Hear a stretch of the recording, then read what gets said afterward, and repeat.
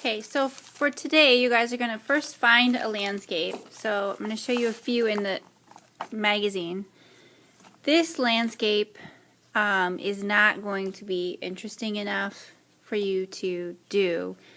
There's just not enough going on in it. It's really just some tread tracks in some mud and some sky. Not any details or anything really interesting there. You can do a seascape or a cityscape or a landscape. So a landscape would be more land, cityscape would be more buildings. Sea implies there's water there. Okay, so this would be a good choice as to do rather than the last one. It's got more going on in it. Just be aware that painting sea foam like this for the waves and things is a little bit more difficult. This one here is getting more interesting than the last one, but this one's going to present some issues of its own as well.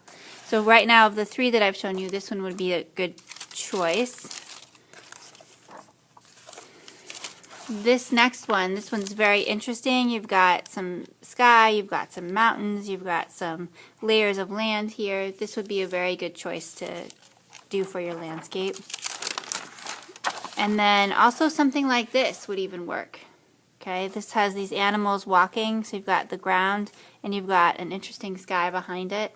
This would be a good choice as well. So for my landscape, I actually looked up on my phone. So you have two choices. You can look through the magazines, or if you have your own device that you can screenshot the image you're going to use and reliably have it every day, you can use that. Now you might get paint on your device, so be aware of that in your decision making.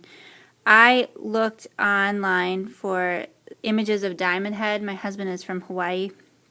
This is Diamond Head, an extinct volcano. And so this is the image that I'm going to paint. So I'm going to go ahead and screenshot that so I know I have it. For this next step, you're actually going to be working with it down on the table, but I have it set up here so that I can be able to film it.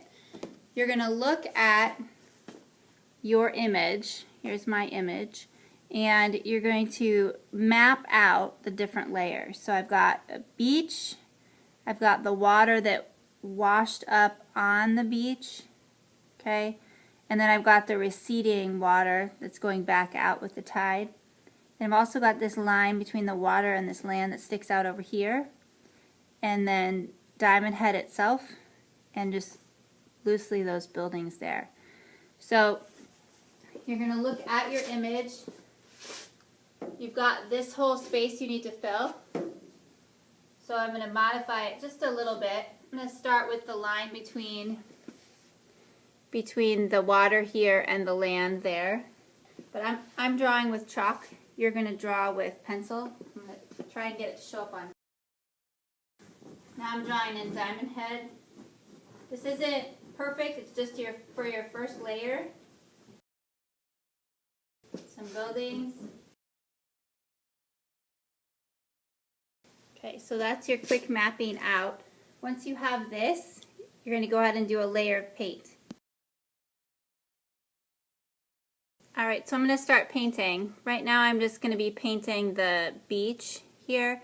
So it's just a first layer. We're going to go back over it and do multiple more layers, and then we'll worry more about getting that color. But right now I just have some brown and white on my palette. I'm going to mix that together. As I'm mixing this, I'm not smashing the brush and twisting it. I'm not getting paint all the way up on the handle. I'm just going to mix this up quick and go ahead and lay it down, sort of just filling in the space where that line is for the beach. You want to make sure that you get all the way in so we're not seeing the little bits of white come through on the ceiling tile. As you're working, remember that this is acrylic paint and will not wash out of your clothing. So once you're finished with this first section, you would go ahead and get paint for the next section, washing out your brush and palette in between.